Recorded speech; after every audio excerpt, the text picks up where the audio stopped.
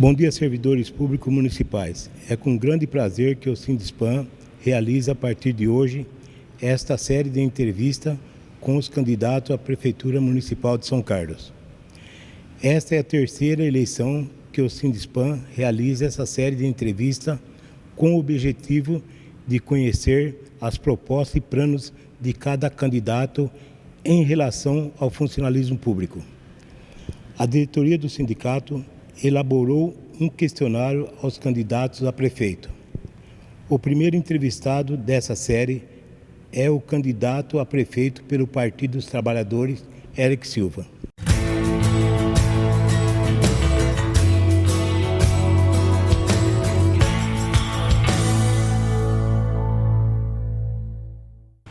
Candidato, como o senhor vê a importância do Sindipam para o funcionalismo público e como será o seu relacionamento com o sindicato?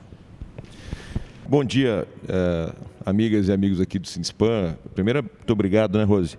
Muito obrigado por a gente ter essa oportunidade aqui. Adail, cumprimento aqui todo mundo em nome do Adail. Obrigado por a gente ter essa oportunidade de poder discutir a questão do servidor público municipal de São Carlos. E a gente vai se esforçar aqui para responder da melhor forma, eu e a Rose, tudo que a gente pensa a respeito dos servidores.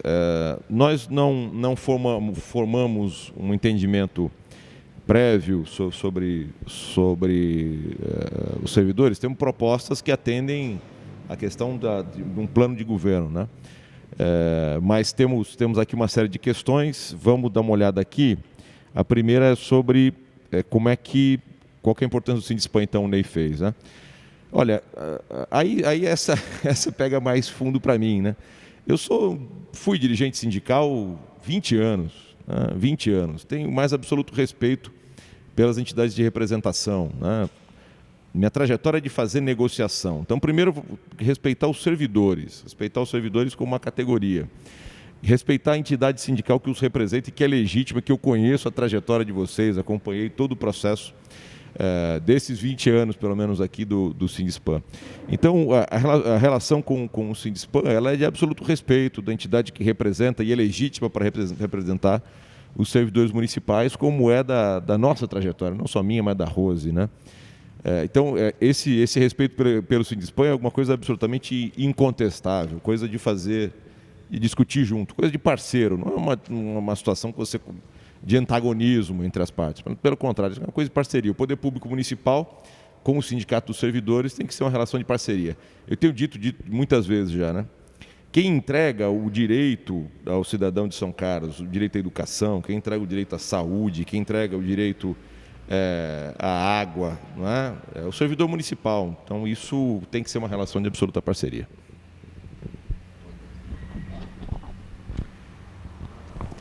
Quais os compromissos que o senhor assume em relação aos dissídios coletivos, aumento real e a valorização do servidor? Olha, Ney, amigas e amigos da IU, é uma negociação, né? Um processo de negociação. De database de vocês, que era no começo do ano, então é um processo de negociação onde você já consegue conhecer o orçamento, já consegue conhecer a previsão de receita, você já consegue enxergar o que vai ser o ano, já tem com mais clareza isso. Quer dizer, estamos acompanhando, inclusive, agora o orçamento 2021, que está na Câmara, precisa ser resolvido até o final de novembro, né? Então, estamos acompanhando isso. Vocês conhecem o Paulo Pité, né? Está fazendo essa avaliação conosco. O nosso time, na verdade, também é muito conhecido. O que é importante fazer é quem é que vai fazer essa interlocução com vocês, né? Não há nenhuma pretensão de resolver quem vai ser o secretário de administração da minha cabeça, ou da cabeça da Rose. Né? Acho que o secretário de administração tem que ser discutido, que é uma coisa inédita. O empresário não discute com o sindicato quem é que vai ser o interlocutor. Mas no caso do secretário de administração, isso tem que ter uma consulta, tem que ter uma conversa. A gente já chegou até a conversar um pouco sobre isso aqui, eu, a Dail, acho que a Rose estávamos aqui, o Ney, o Giba. Conversamos um pouco sobre isso. Acho que é uma construção coletiva, né? Quem vai mediar essa relação do poder público municipal com os servidores, quem vai fazer o papel do secretário de administração, acho que isso é uma coisa que a gente tem que discutir, até entendendo o nível de parceria, que dá para usar essa palavra com facilidade, do governo municipal com os servidores municipais. Mas o processo de database aí é um processo de negociação. Vocês conhecem as limitações do governo, né? Nós estamos com 49,3, né, na folha de pagamento. Nós temos aí o limite prudencial, temos aí o limite que manda a lei de responsabilidade fiscal. Com mais que a gente tenha nossas discordâncias em relação ao LRF, o prefeito tem que segui-las, né? Mas temos aí uma margem de discussão para poder tratar com todo respeito, com respeito ao que tem pactuado, com tudo isso. Mas é uma negociação, né?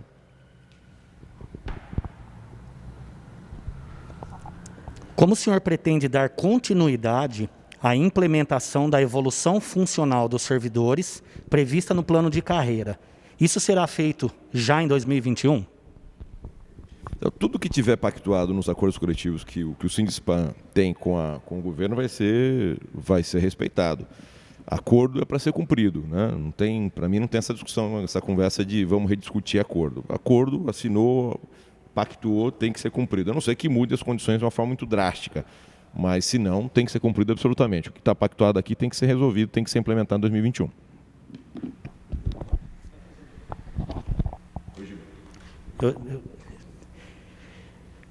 O senhor assume o compromisso de regulamentar a Lei 13.889 de 2006, que é o Estatuto da Educação, resolvendo impasses como professor de apoio, atribuições de aulas, jornada dos professores P3, no que diz respeito à hora-aula de 50 minutos, logo no início do ano letivo de 2021, junto com o Sindiplan, conforme o artigo 16, com comprometimento de paridade igualitária na comissão? O Estatuto da Educação, ele prevê uma série de condições que foram formadas, inclusive, do nosso governo. Quem fez o Estatuto da Educação foi o Newton, né? Foi o Newton Lima. Então, ele tem que ser cumprido integralmente. O que ainda é impasse em relação à implementação, à regulamentação do Estatuto, ele tem que ser resolvido numa mesa de negociação do Sindiplan com o secretário, a secretária de administração, que for ajustado entre nós. Então, isso também é um processo de negociação, de como fazer. Agora, o que é preceituado no Estatuto da Educação, inclusive que tem um conjunto de referências, um grande conjunto de referências, que eu concordo absolutamente, tem um maior apreço, maior certeza do quanto é correto o que está preceituado no Estatuto da Educação, né? Ele tem que ser implementado absolutamente. A regulamentação depende da negociação das partes. Eu acho que não é...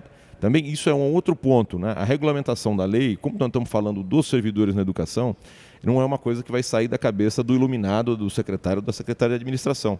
Isso tem que ser também pactuado, negociado com o Sindiplan.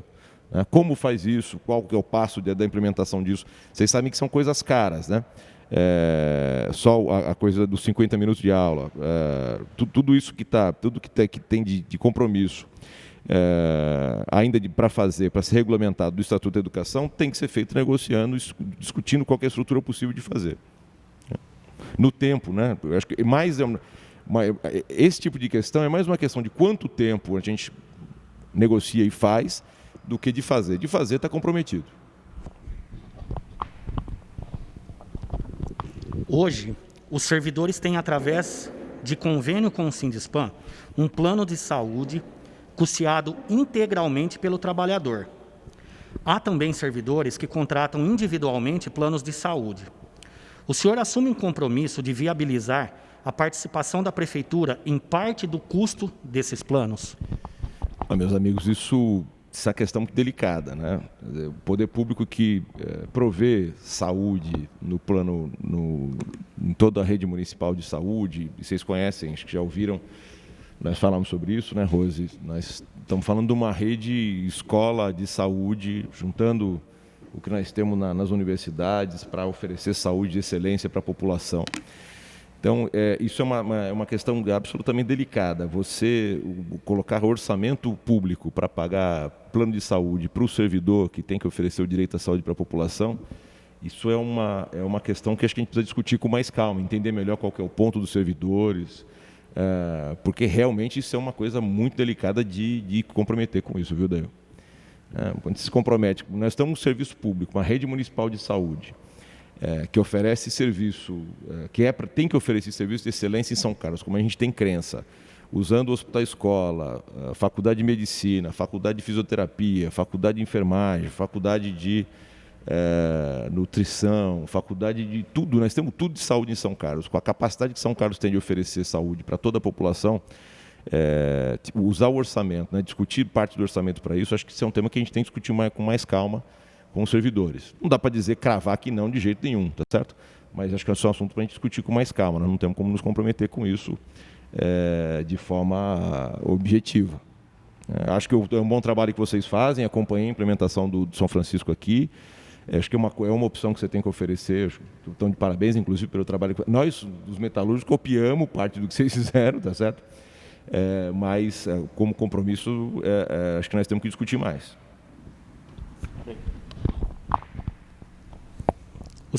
O senhor se compromete a realizar, ainda em 2021, o curso preparatório para que os servidores tenham direito à gratificação prevista na Lei Municipal 14.902, de 2009, ao pedir demissão voluntária ao PDV? Então, eu não entendo o que é esse curso preparatório. Eu sei que tem uma proposta que quando o trabalhador se aposenta, tem direito a uma gratificação, mas eu não entendo o que é esse curso preparatório. A prefeitura, ela tem a lei do PDV, ela fala que quando o servidor se aposenta, ele tem até 90 dias para pedir a demissão, né? E com esse desligamento, ele recebe 50% do seu salário, vezes a quantidade de anos que ele trabalhou na prefeitura. Meio salário por ano de trabalho. Meio salário por ano.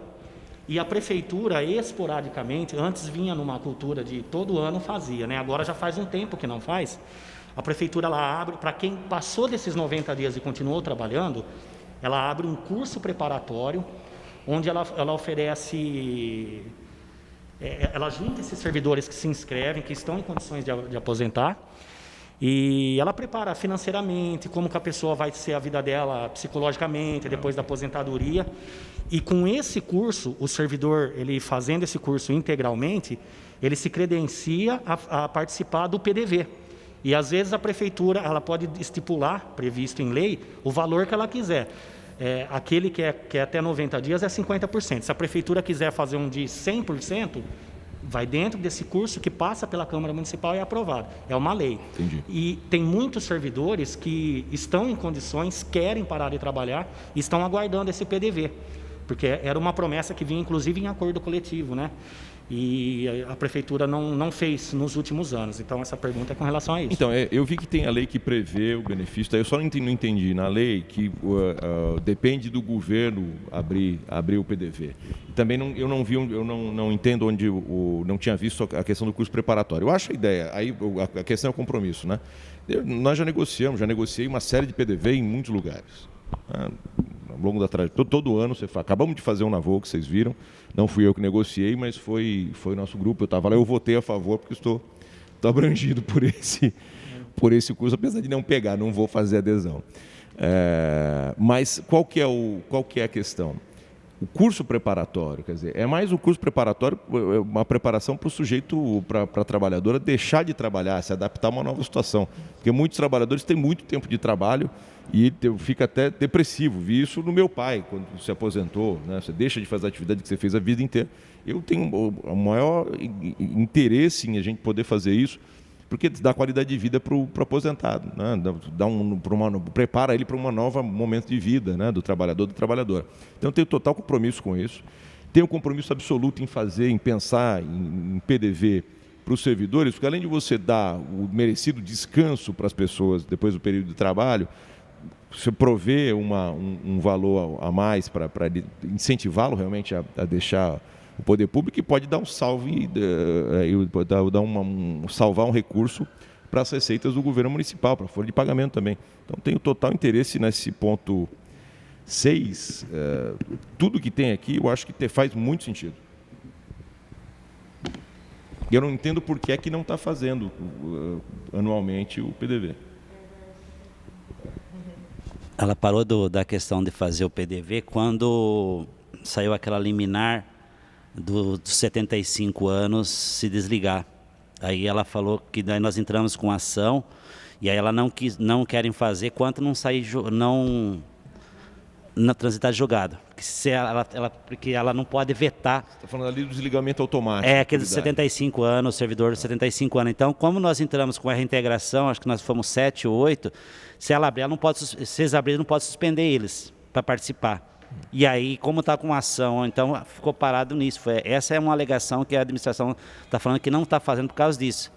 Porque daí, que nem, por exemplo, o Zanetti mesmo. O Zanetti, ele tinha 43 anos. Ele foi reintegrado. Se ela tivesse feito um PDV, ele poderia fazer e pegado os 50% daí do curso, não podia vetar ele. Então, mas teve ação judicial do Sindispan por conta de servidores que foram desligados e que não receberam o PDV, é isso? Não, que foi mandado embora porque você passou 75 anos, ligou e saiu sem nada daí. Era desligado automaticamente sem PDV. Aí tem ação para reintegrar eles e eles estão em Mas Brasília, o Sindispan faria um acordo para resolver isso com facilidade, não faria? Faria, Davi? Não é? Fazer um acordo para liquidar com essa demanda judicial? Sem dúvida. Sem dúvida. Essa é a demanda dos trabalhadores. Eles queriam, né? Isso daí, só que não quiser acordo. E quantos são? São 7 ou 8, né? Estou negociando aqui. Mas é meu jeito. É isso, tem caminho, tá certo? Fazer acordo, fazemos um acordo, fazemos um acordo para abertura do PDV, isso tem caminho, né? O senhor se compromete a comunicar ao Sindispan os projetos de leis que envolvam direitos e obrigações dos servidores e servidoras antes do seu encaminhamento ao Legislativo? Olha, Dail, Ney, amigos aqui, qualquer lei que envolva o servidor, né, que tenha como objetivo mudar qualquer condição de trabalho dos servidores municipais, mais do que comunicar, tem que ser discutido com o sindicato, né? Não dá, certo? Nós exigimos ao longo do tempo de todas as empresas, todas as bancadas onde a gente tinha capacidade de intervenção, que toda condição que seja a modificação de uma linha de produção, né? Então, a modificação do layout de um posto de saúde, tá certo? Tem que ter o servidor envolvido, né? Então, absolutamente. Aliás, eu tinha uma pergunta quando a gente falou do Estatuto da Educação que me passou batido aqui, se vocês me permitem retomar. Eu queria entender como é que está funcionando os conselhos das escolas, né? Se está funcionando, que isso foi uma coisa que me chamou muita atenção quando li o Estatuto da Educação, que foi a criação dos conselhos por escola, né? do município, das escolas municipais. E aí não tinha referência de como é que estava funcionando hoje, uma coisa que eu queria ouvir de vocês. Sim, os conselhos de escolas estão tendo eleições agora, com a troca dos diretores. O anterior, ele meio que perdeu a validade, porque sempre tinha diretora, né, que era cargo gratificado. Então, agora está tendo as eleições, porque veio a pandemia, tudo para retomar todo esse trabalho. O que está parado, por enquanto, a gente conseguiu agora, a primeira reunião foi o Conselho Municipal de Educação. Eles levaram 2 meses para nomear o pessoal, então a gente agora conseguiu a nossa representatividade perante os conselhos, porque a administração tinha tirado o Sindispan. Então, agora a gente conseguiu estar lá, tanto no Conselho Municipal de Educação quanto no CACS, que é o do Fundeb, mas os de escola estão em processos de eleição. Mas a eleição é regulamentar, mas eles têm funcionado nesses anos. Tá? Sim. Tem escola que é mais atuante, né? Mas tem. Uhum. Tem sim. Legal. Desculpa, viu, Ney? Voltar lá na 4, que foi uma coisa que me... O senhor se compromete a não privatizar o SAAI e nem realizar concessão à iniciativa privada? Olha, essa aqui, a gente tem falado demais, né, Rose? Falei para o Ciesp, né, que até contrariando uma lógica deles, essa lógica de mercado, liberalismo. A água de São Carlos é a maior riqueza que nós temos, né? A distribuição de água de São Carlos. O SAI, com a capacidade de gestão da água, é a maior riqueza que nós temos na nossa cidade. Inclusive, ela vai ser a referência de saúde, de qualidade de vida no futuro, inclusive de possibilidade de investimento na cidade. Em alguns anos, as empresas, né, os centros de pesquisa, vão olhar para onde vão em função da água. Então, o SAI tem um compromisso absoluto de continuar público. né? Independente de qualquer questão outra, além de continuar público, de ter investimento em tecnologia. Né? Investimento em tecnologia. O SAI. Eu tenho brincado, Adail. Hoje nós temos o tal do smartphone, que ele vê e-mail, acha endereço, né? Manda mensagem, faz filme, faz foto, faz tudo, né? Agenda, tudo que a gente precisa está no tal do smartphone, que foi criado em 2008 primeiro, com essa característica de ser touchscreen, né? O SAI está parado, Adail, desculpa, e não é por iniciativa de ninguém do SAI, sim dos governos. Está parado lá no telefone de tecla. Tem um monte de tecnologia que é possível e tem que ser implementada no SAI, para o SAI ser referência no Brasil, de distribuição, né? Eu já conversei muito com vocês, já entendemos a nossa capacidade de captação de água, que é uma coisa totalmente diferenciada. Então, se nós temos capacidade de captação de água, distribuir não pode ser uma cidade como São Carlos ter problema para distribuir, né? Para armazenar. É um absurdo isso. Então nós temos que voltar com o processo de modernização, como lá foi feito pelo Jurandir Povinelli até 2007, acho, né? Povinelli foi 7? 7, né? Então, o SAI tem compromisso absoluto com a manutenção dele público. Isso é para o futuro da cidade, da qualidade de vida na cidade, para a possibilidade de crescimento, de enriquecimento. A riqueza da nossa cidade é a água. Olha Ribeirão Preto o que está acontecendo, né?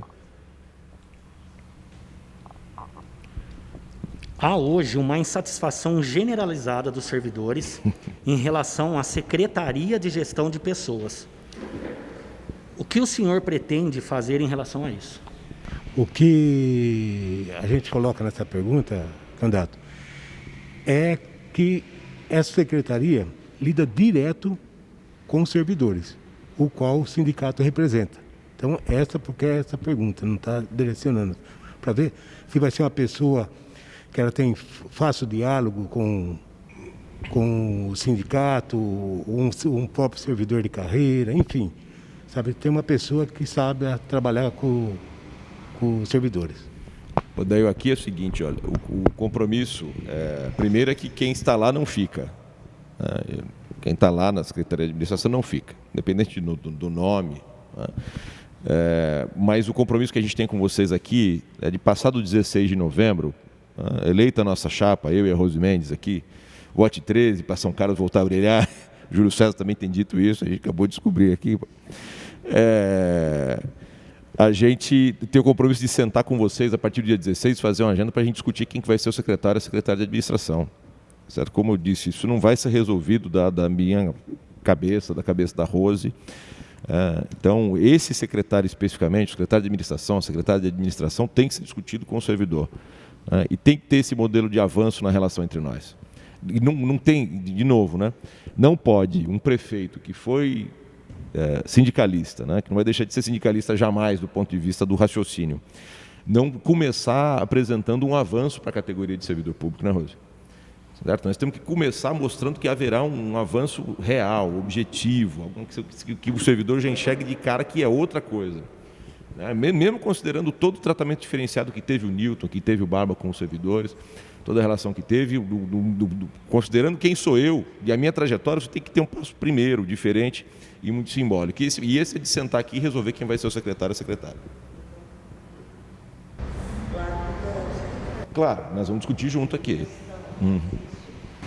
Construir junto com o sindicato, eu acho que isso é muito importante.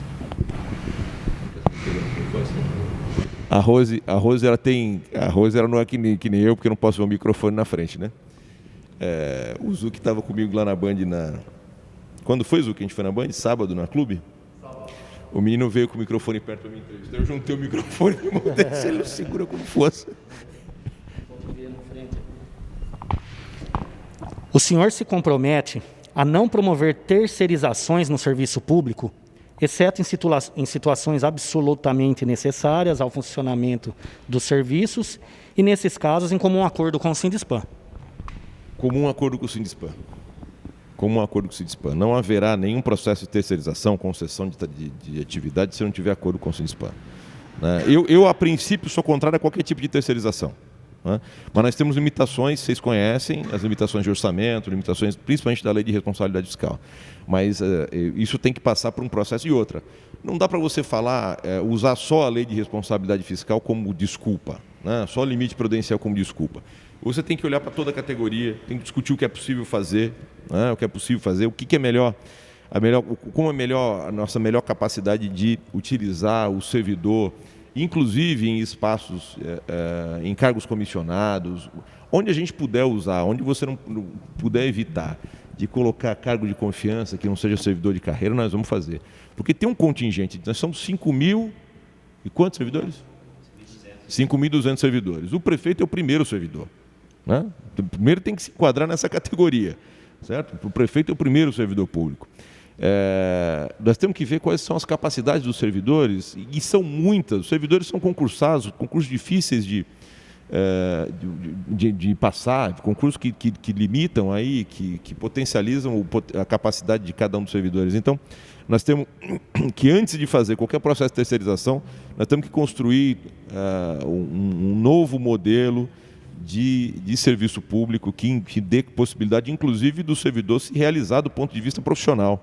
Porque muito servidor público está numa situação muito difícil, até de saúde mental e tudo mais, que nós sabemos disso, que eu já vi a outra pergunta aqui, que acho que é a 11ª, que é um absurdo, né? O servidor ser movimentado de lugar, né? Eu me lembro bem da história, né? O cara deu trabalho ou é de oposição, vai para a balsa, né? Vai para o cemitério.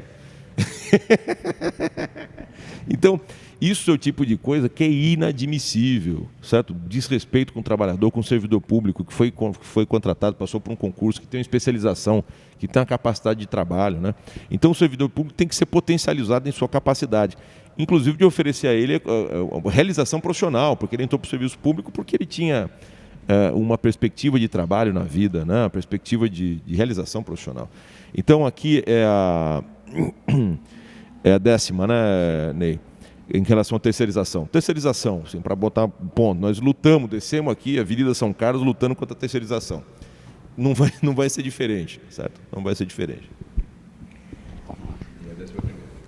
O senhor pretende cumprir integralmente o TAC, Termo de Ajustamento de Conduta, firmado entre o município e o Sindipam em relação ao assédio moral?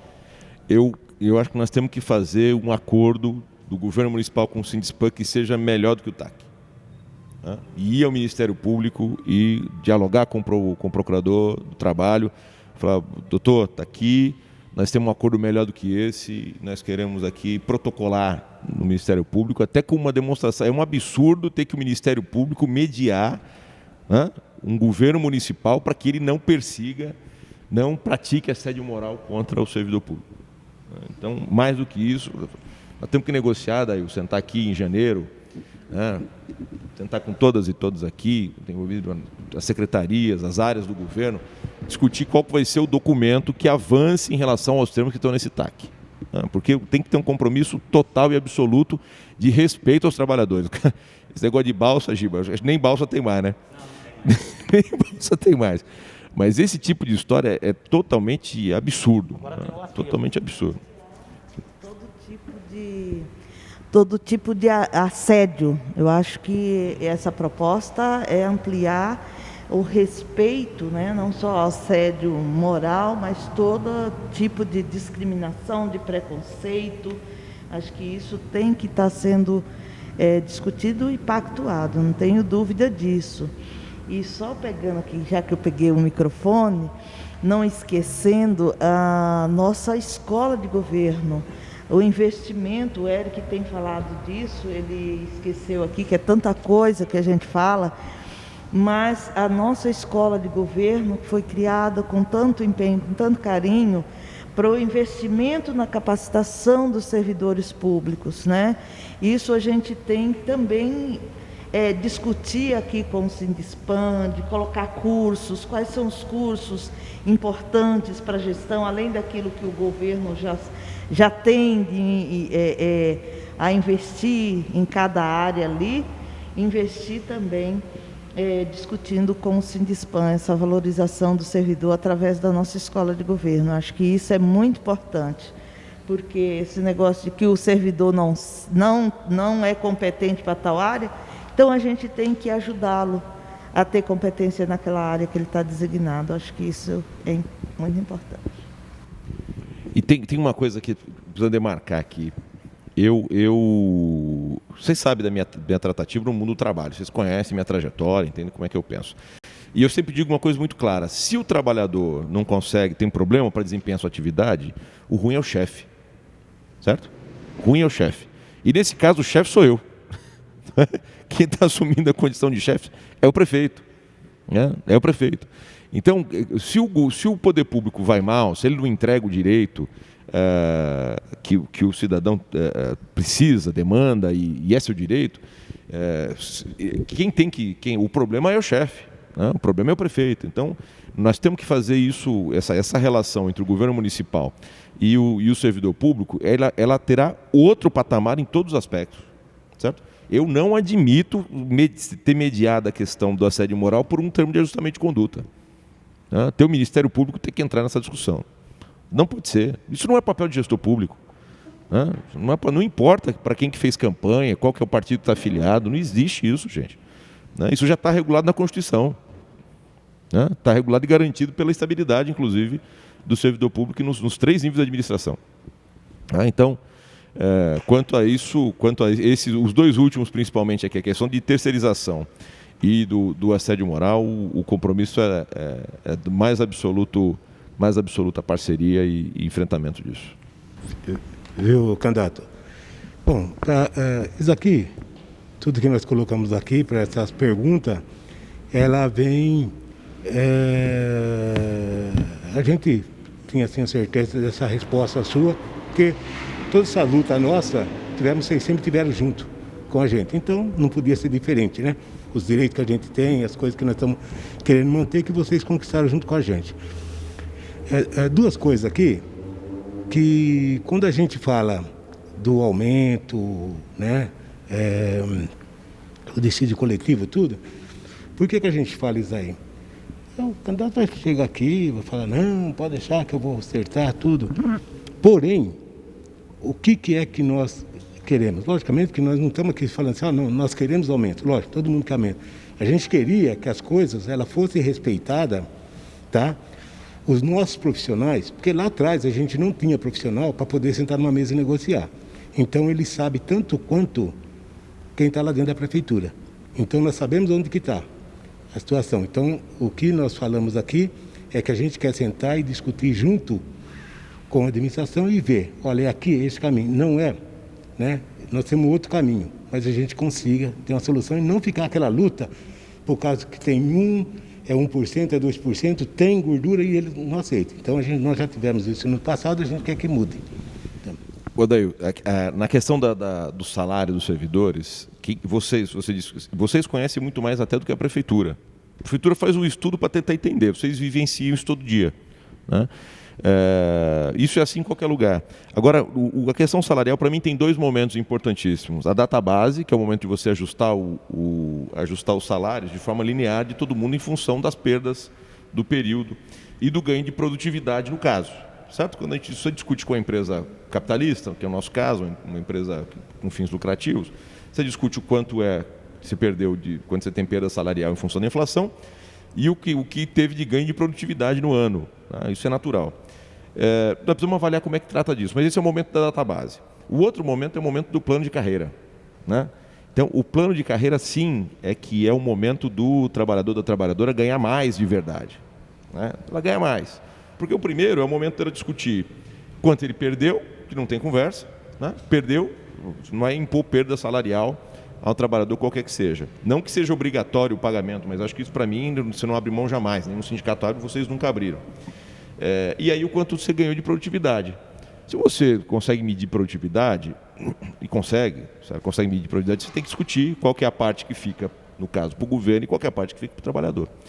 E a progressão salarial da estrutura, ela sim é em função do quanto ele é mais capaz hoje, de o quanto o trabalhador, a trabalhadora oferece de experiência para o poder público a partir do que ele próprio produziu, em função do aperfeiçoamento do que ele estudou mais, e tudo que está presente dentro do plano de carreira dos servidores, que eu respeito absolutamente. Mas ele também pode ser revisto para cima, certo?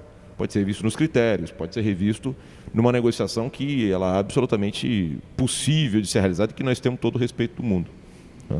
De novo, e que vai ser feito com alguém que a gente discuta aqui quem vai ser, e não vou trazer aqui um gerente da Volkswagen para discutir com vocês o que é, como é que vai ser a questão salarial, porque eu conheço bem essa raça lá. Né? Não vai ser isso. Né? E o quinto aqui, o plano de saúde, o que a gente analisa que sempre foi colocado dessa maneira, que não é admissível nós ter a saúde e não poder dar plano para o servidor, sendo que a própria população, ela diz que quem é o patrão do servidor é a população, eles que pagam o nosso salário. Então, o senhor, como já foi sindicalista e está nas fábricas, as fábricas também pagam o salário dos seus funcionários. Pagam um plano de saúde para os seus funcionários. Então, eu acho assim, a gente torce para que seja melhor saúde para a população, como foi no passado. Só que como não vai se conseguir, está difícil, nós precisamos de alguma coisa para dar uma saúde melhor para os servidores que é funcionário da população. Vou contar a trajetória aqui, Adail. Eu sempre fui um defensor do SUS, né? Sou desde sempre. Né? Quando entendi o modelo do SUS, passei a ser um defensor incondicional do SUS. E aí eu tentei fazer uma negociação nas fábricas para a gente deixar de colocar o dinheiro. Chamei até a Santa Casa nessa conversa, chamei, na época, a gente que entendia, participava do processo de saúde, talvez devia ter envolvido também o Sindispan. Mas eu queria fazer as fábricas deixarem de pagar o plano de saúde para a gente começar a pensar em como é que investia no SUS. Comecei uma conversa sobre isso. Na segunda reunião que eu fiz, que eu botei isso dentro do sindicato, eu apanhei que nem gato no saco. Porque os trabalhadores, eu entendo absolutamente que vocês pagam, qual que é a visão dos servidores, porque os metalúrgicos, por exemplo, não tem conversa. Se eu falar para eles, vão deixar de ter plano de saúde, vamos fortalecer o SUS, eu não ganhei uma eleição dentro do sindicato. Né? Não ganhava. Agora, na condição de prefeito, como gestor da saúde pública municipal, isso se agrava. Né?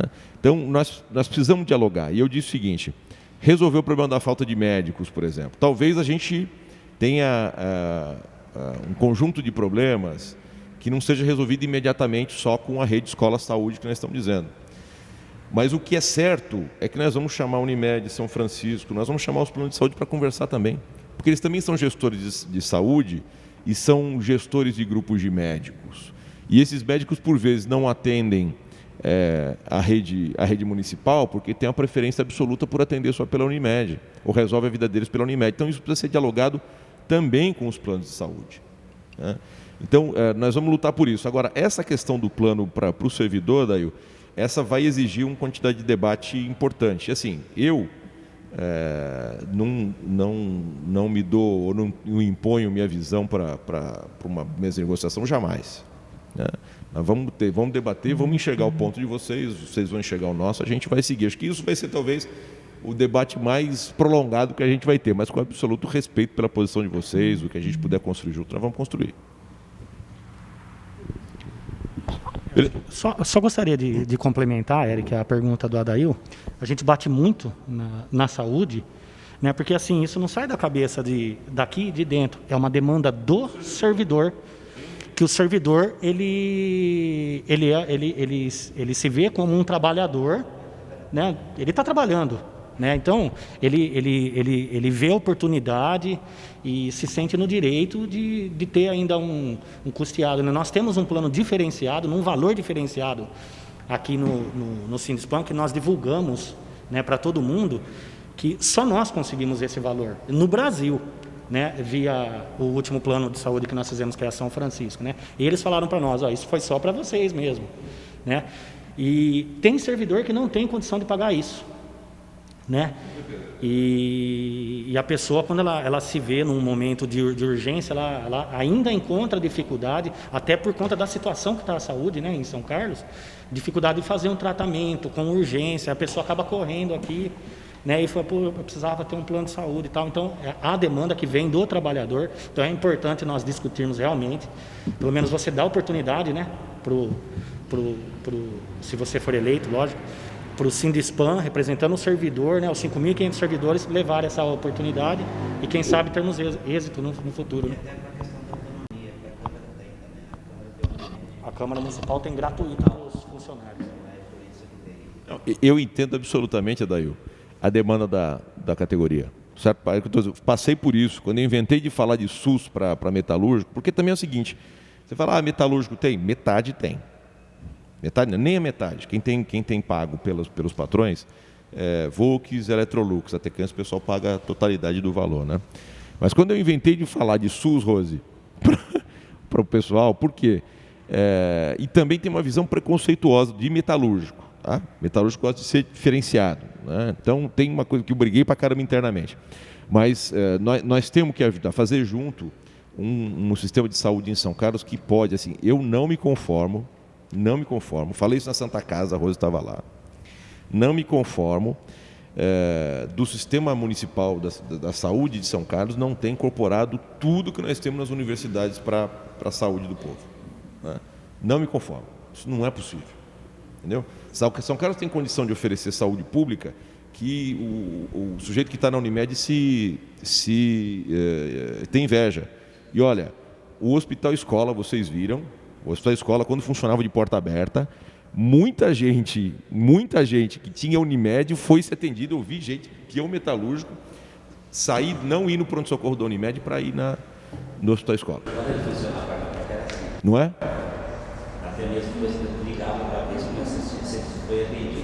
Não, e outra. E hoje, quantas turmas nós já temos formadas no curso de medicina? Certo? Quantas turmas nós temos formadas? Eu não vou saber dizer, não sei qual foi a primeira turma. Deve ter sido 2009, 2010 a primeira turma. Não sei, não me lembro. Não vou me lembrar agora, precisamos até verificar. Me lembra disso, Zuki, depois, para a gente ver qual foi a primeira turma de medicina que saiu da Faculdade de Medicina. Mas deve ter, sei lá, pelo menos 10 turmas formadas, 8 turmas formadas de médicos. Como é que depois de formar 8 turmas de médicos aqui em São Carlos, você tem problema de falta de médico dentro das unidades do sistema de saúde público? Eu não me conformo com isso, né? Fui na Santa Casa, o provedor disse que vai fazer um curso de formação técnica para técnico em enfermagem. Nós temos escola de enfermagem, temos faculdade de enfermagem. Certo? Tem curso de técnico de enfermagem no SESC. Então, eu não me conformo em um aparelho particular, que é a Santa Casa, por exemplo, ter que eles formarem profissional, sendo que nós temos faculdade, temos uma habilitação em quase todas as áreas da saúde em São Carlos, nas 3 universidades. Então, é realmente uma coisa que se não tiver interesse do poder público, vocês sabem bem, o Newton e o Barba, que construíram o curso de medicina, o Hospital Escola, eles olhavam para isso como o futuro e a solução dos problemas de São Carlos. E tanto a faculdade como a escola foram abandonados. Bom, o prefeito teve coragem de devolver o hospital para a universidade, para a federação. Então, eu acho que a gente, principalmente nós juntos, mas conseguimos fazer muito. Mas Adail, eu absolutamente respeito a cobrança que vocês têm dos servidores, certo? E nós vamos reconhecê-las plenamente. Nós vamos falar muito disso. Acho que era isso, né? A gente agradece a presença de vocês. E se você quiser fazer as últimas... Se tem alguma coisa que nós não perguntamos aqui, você gostaria de falar para os servidores, Eric e Rose? Então, nós estamos fazendo a campanha e falando uma coisa três questões, 3 eixos muito importantes sobre o que vai ser o nosso governo. Primeiro é governar com a inteligência da cidade. E quando eu falo inteligência da cidade, as pessoas falam universidade, não é só universidade, né? A inteligência do servidor, né? A capacidade de trabalho do servidor público. Então você tem que governar com essa capacidade. Se você quiser governar contra a capacidade do servidor, primeiro é uma burrice, né? Primeiro é uma bobagem, é um desperdício. Então nós vamos governar com a inteligência, com a capacidade da cidade, e nós estamos falando do servidor, nós estamos falando do trabalhador, nós estamos falando de todas as potencialidades da nossa cidade, né? Tudo que nós temos de importante, agricultura familiar, né? Então, uma agricultura familiar potente, que pode fazer, como já foi, isso que é mais irritante, você fala, vamos fazer merenda de referência na cidade.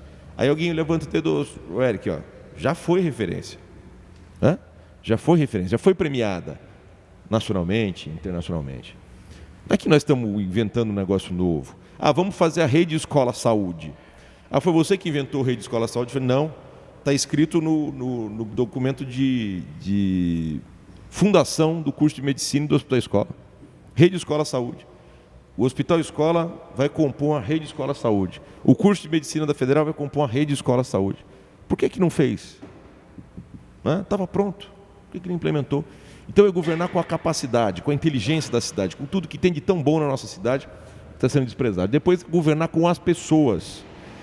Isso é uma coisa com muita força. Governar com as pessoas, fazer orçamento participativo, fazer os conselhos municipais, potencializar os conselhos municipais, dialogar, como eu já disse aqui, dialogar institucionalmente. Não é olhar para a Unimed e a São Francisco como a concorrente do sistema público. Não é concorrente. Não é concorrente, é complementar. Aliás, o nome até da Agência Nacional já é da Agência de Saúde Complementar. Certo? Então, se é complementar, vamos ver como é que ela complementa de verdade. Eu tenho uma ideia de como é que a saúde particular complementa. Mas a gente vai discutir isso, ver se é assim mesmo. Então, é governar com os sindicatos. Olha um exemplo. O Edinho, em Araraquara, foi referência nacional no enfrentamento à Covid, né? Como é que ele fazia isso? Conversando com as pessoas. Só com os sindicatos, a cada 15 dias ele tinha uma reunião ordinária. Tem ainda, com os sindicatos. A cada 15 dias, os sindicatos lá de Araraquara, todos, dialogam com o governo municipal. E é claro que o sindicato dos servidores deve dialogar todo dia, né? Como tem que ser.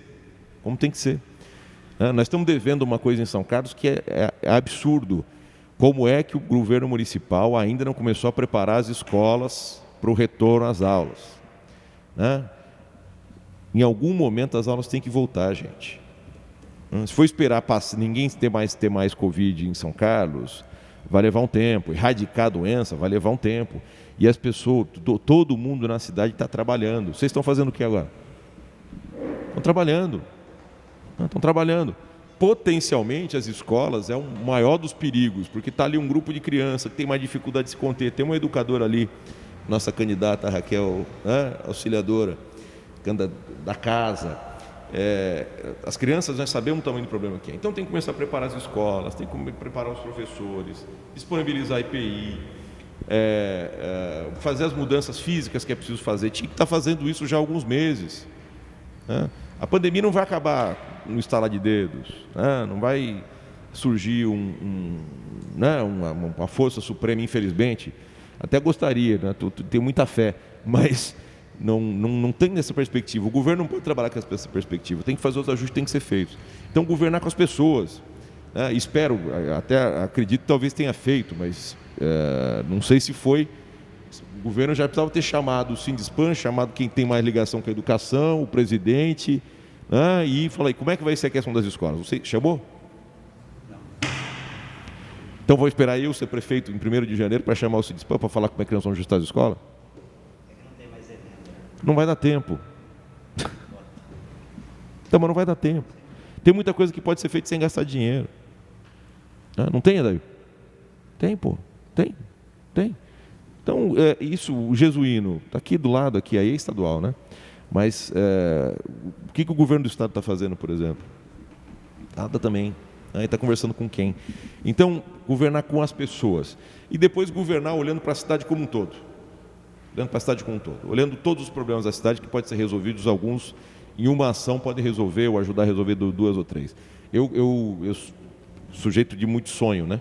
Aí eu fico olhando para o centro da cidade e o problema das enchentes, que é um negócio danado, e mobilidade urbana. Se você discutir mobilidade urbana, discutir como é que as pessoas se transportam, transformar o centro da cidade num bulevar, criar área de penetração de água, um parque, as pessoas vão lá fazer suas compras com muito mais alegria, vão movimentar muito mais o comércio. Imagina, pensa no centro todo como um grande bulevar, que as pessoas vão caminhar, privilégio para as pessoas andarem a pé, deixa o carro aí 2, 3 quarteirões do mercado no máximo, e por ali só passa a pé, não passa ônibus, tira isso do centro. O comércio vai se beneficiar, tira o tamponamento do rio, vira água de penetração de água, pode ser até um investimento até alto, mas a qualidade de vida, o que você impulsiona o comércio no centro, é uma coisa totalmente desproporcional.